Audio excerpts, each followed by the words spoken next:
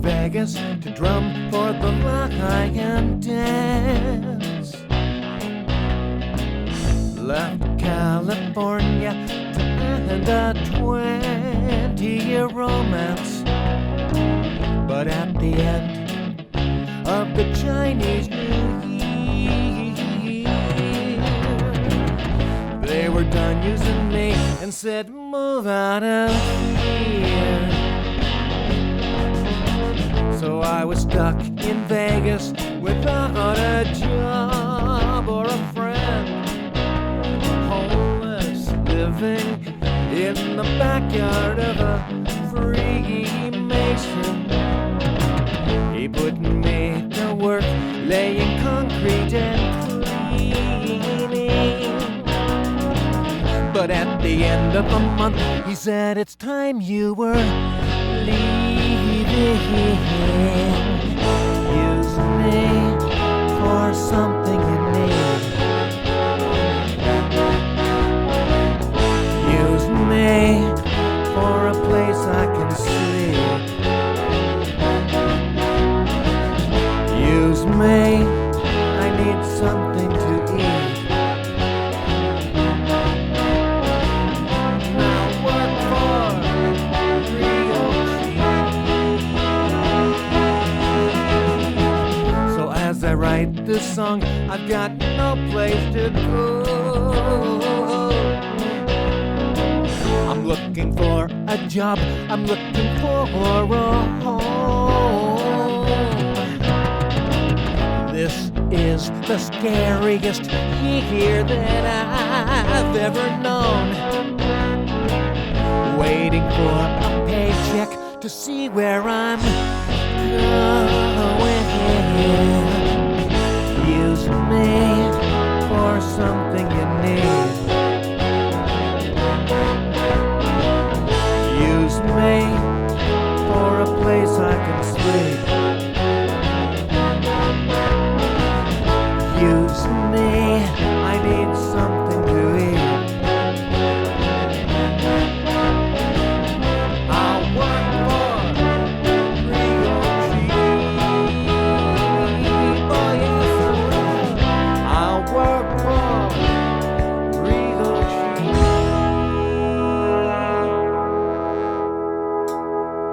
All right. Hey, hello there. Day 3. And I just had my 3rd day of radiation.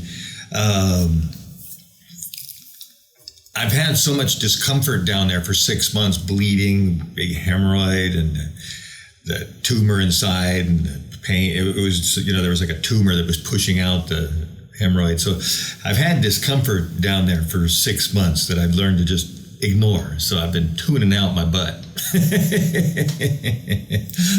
I've been out of touch with my butt, or trying to be. But anyway.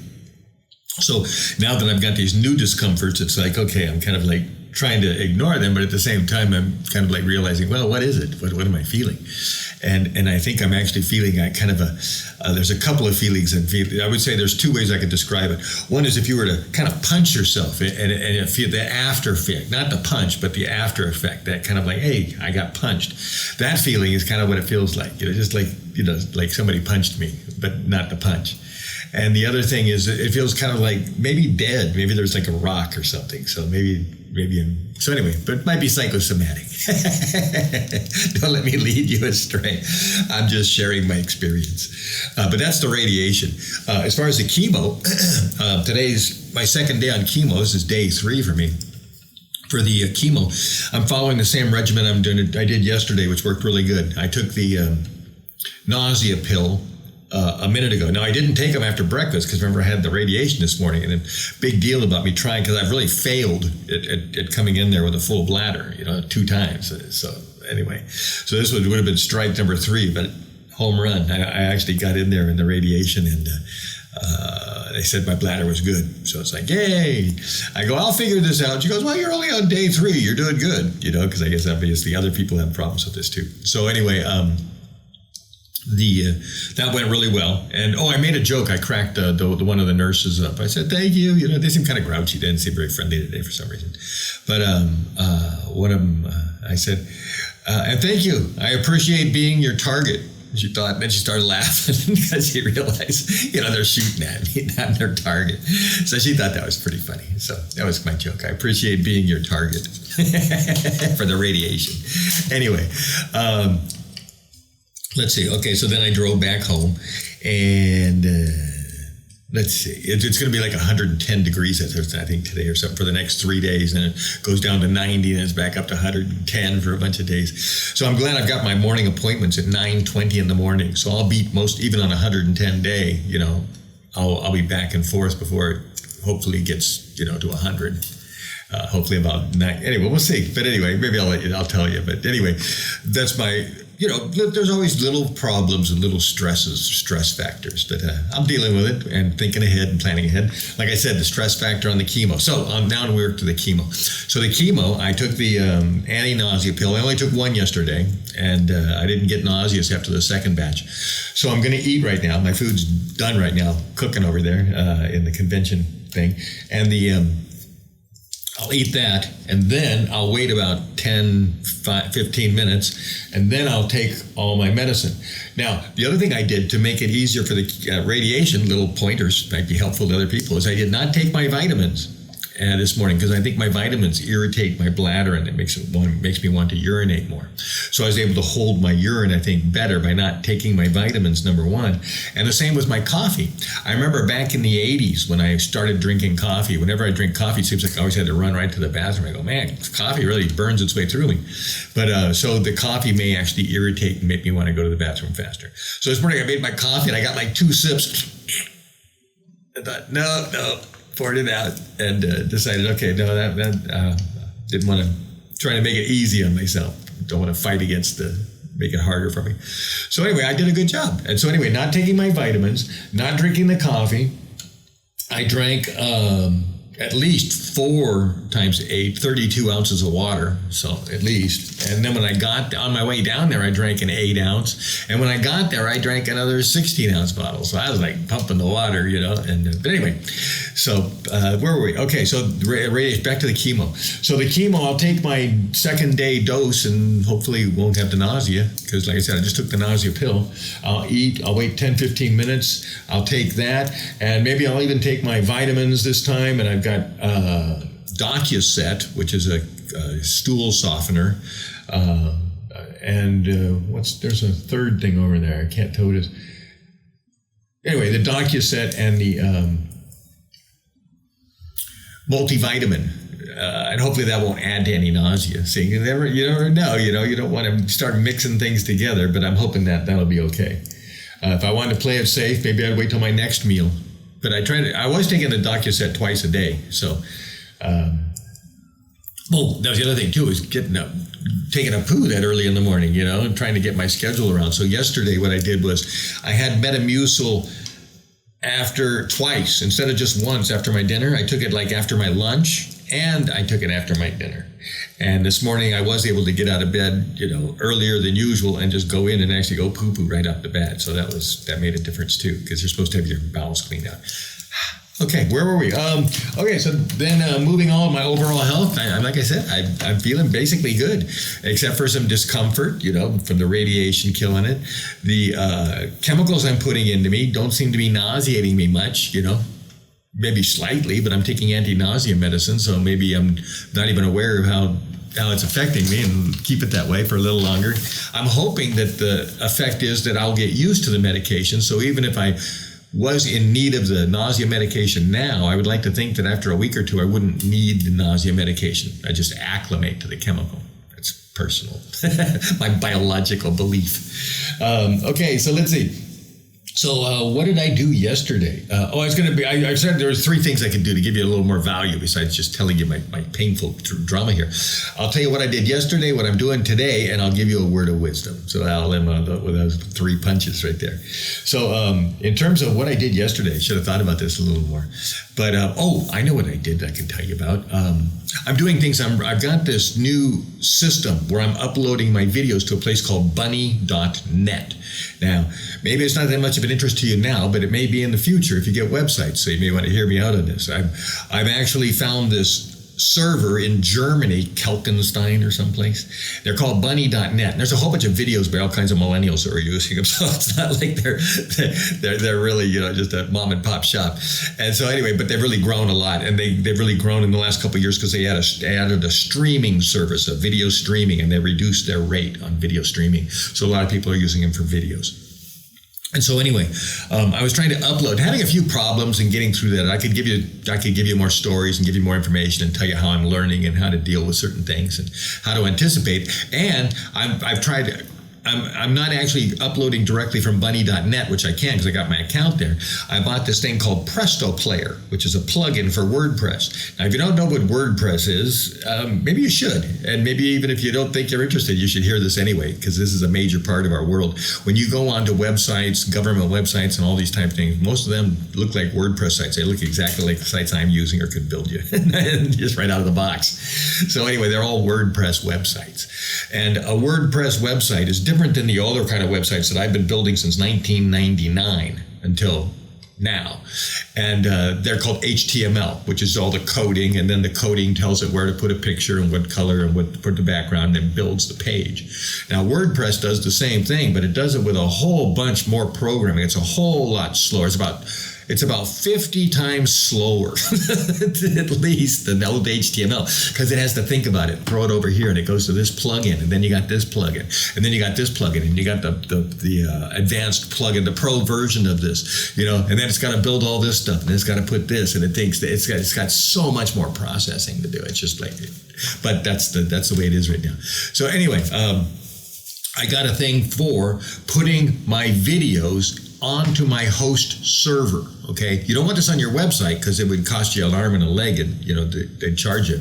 They only want you to put little graphics and pictures and pages. They don't want videos on your actual website server. So that's why you have to store them at other places like Vimeo, even YouTube. You upload your videos to YouTube, and YouTube has your video. So always keep a copy, because if YouTube throws them away, you're done. So anyway, I got this thing called a Presto Player.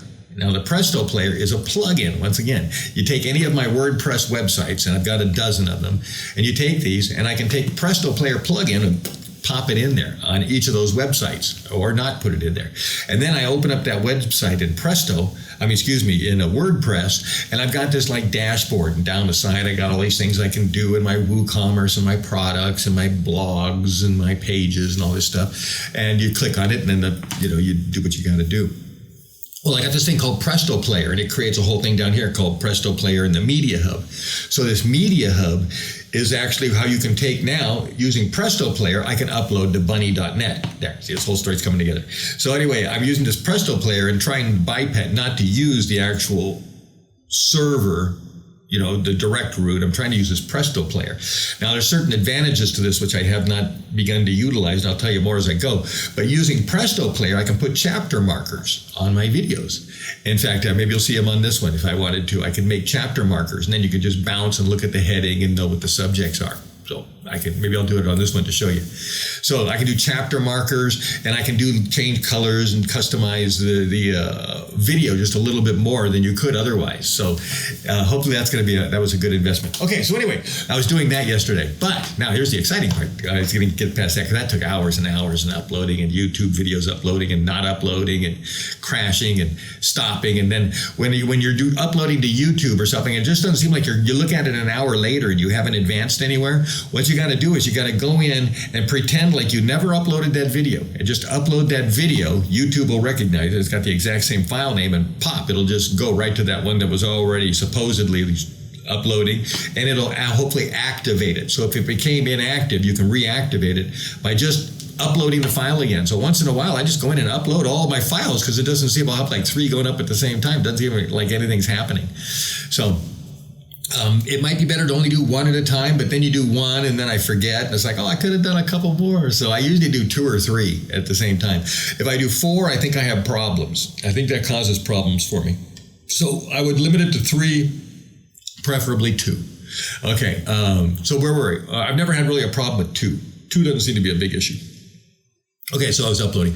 But I wanted to get back to the really fun thing I did yesterday. Yay! I'm the Kung Fu Cowboy. And as the Kung Fu Cowboy, I got a new album coming out, my first album, called Scorpion Resurrection. And I'm just about finished. I've taken this album that I recorded when I was in my car, literally living in my car, and I'm updating it and upgrading it, re-recording stuff and putting trombones on it and stuff. And it's getting near done. I mean, it's probably about 75% done. In fact, it's actually more than that, but this last step is really hard for me because I've had to use a brand new recording program I've never used before, Logic Pro, Apple's Logic Pro music software recording program. And then within that, I'm using another program called Contact. And Contact, it's all K's, by the way, there's no C's, I don't think. It's Contact. And Contact is what the movie business uses to make soundtracks for movies. And you take this and then you buy all these other packages of orchestra samples and strings and horns and stuff like that, and you use Contact to access them and edit them and then put them in through the Logic to record them, and then you can edit, of course, that digital file when it's done. So anyway, that's what I'm doing. And yesterday was working on the last song. I usually start at the beginning of the album and always go to the end. So the last song on the album always gets me at the most tired, and sometimes I don't even make it to it. So the last song suffers on my albums. It shouldn't be that way. And so I thought to myself, okay, I'm going to try to correct that problem. And what I'm going to do is now, when I mix my album and work on it, I'm going to start from the back end for a while. So I usually start from the front. So I'm just going to keep starting from the back and work towards the front. So if I don't get to the front doesn't get anything done. But I got to start at the back. And so that's what I'm doing right now, is I'm starting at the back. I got some problems with that Contact. It's like causing my computer to crash because I got so many going and I just got a little iMac. It's not a real supercomputer. So anyway, that's what I was doing yesterday, and I'm working on that song. So I just wanted to tell you that's it. I'll leave that for the update. And the update is I'm working on the song, the second to the last song, Black Hills Ride. Now, the Black Hills Ride song, I've been performing with a flute for 10 years. I wrote that song not that long ago. 5-6 years ago. Anyway, and I've been performing it as a flute song, a flute solo song I wrote it for. Well, I decided, well, heck, I recorded it on an American Zen album with the flute. So you've got that. In fact, if you go look on YouTube, you can see a Black Hills Ride video by American Zen, the original one, just a 4-track little thing that I cut in my car. Now I've got this computer, so I'm building it out into a bigger album. And you can hear me play the flute. But I decided to do something different. Since this album is really on trombones, I decided I'm going to replace my flute with a trombone. Me, I don't know how to. I used to play trombone as a kid, so I got a little bit of a feeling for it. But at the same time, it's not really cooperating with me. It's not my fingers and the sounds, because you got to use different samples to get different sounds. If it's a short sound, you use a sample of somebody going boop, and if it's a long sound, you get a sample of somebody going boop. You don't just stretch and shorten the sounds when you use these professional samples. You want to keep them pristine so it sounds exactly like you're recording the real instrument. So in a sense, you are. So it's not really synthesizers, it's real instruments. So anyway, that's what I'm doing. Okay, so let's leave it at that for right now. In fact, I just fired up my computer before I came in here, and I'm kind of excited. I was thinking today, yeah, I'm going to work on that. I got all these other things to work on, but I got to have fun, and I got to do what's important to me. Making this song is important to me. That's what I'm going to do today. And words of wisdom. Oh, I was thinking of that. What can I do? Because I got so many books of words of wisdom and so many religions and philosophers. And I was reading Seneca the other day, and I read a book on Socrates. I read The Art of Sun Tzu, Art of War. I think 2 different versions of it lately. I got so much philosophy going through my head. It's like, okay, what do I want to throw out?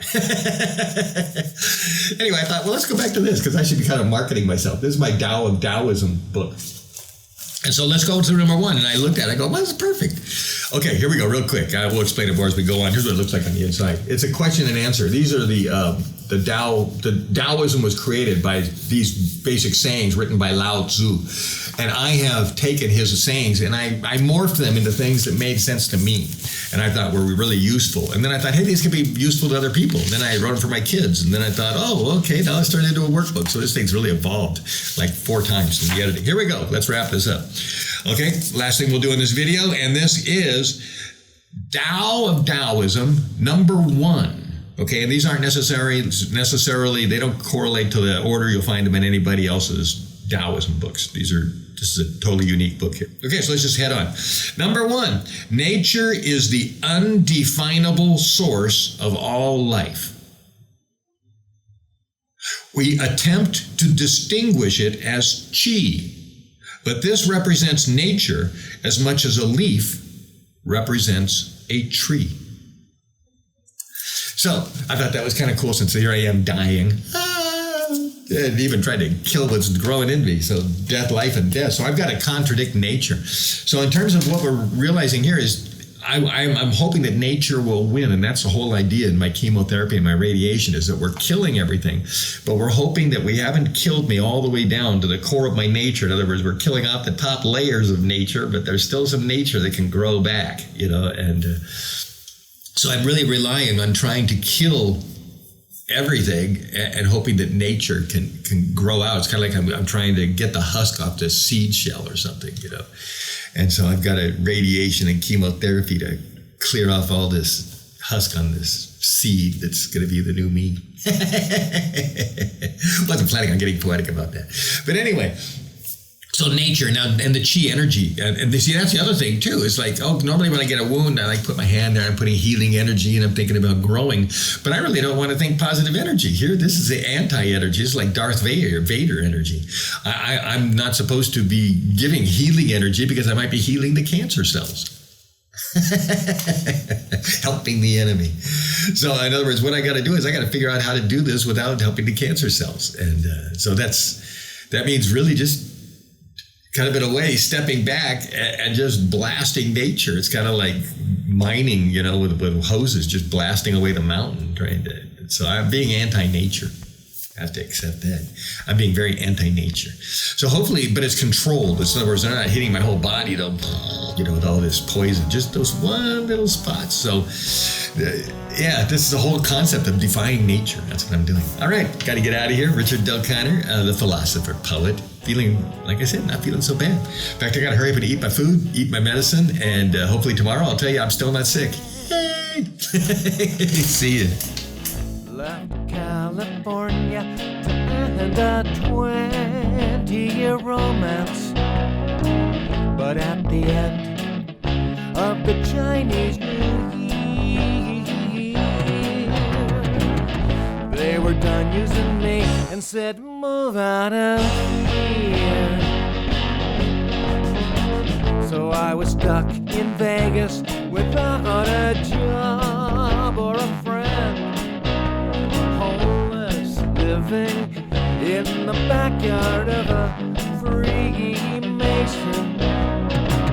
He put me to work laying concrete and cleaning. But at the end of the month, he said, it's time you were leaving. Use me for something you need. Use me for a place I can sleep. Use me, I need something to eat.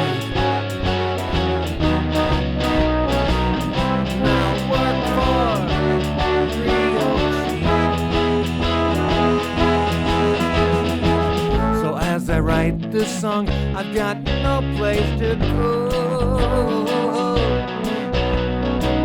I'm looking for a job, I'm looking for a home. This is the scariest year that I've ever known. Waiting for a paycheck to see where I'm going. Use me for something you need. Use me for a place I can sleep. Use me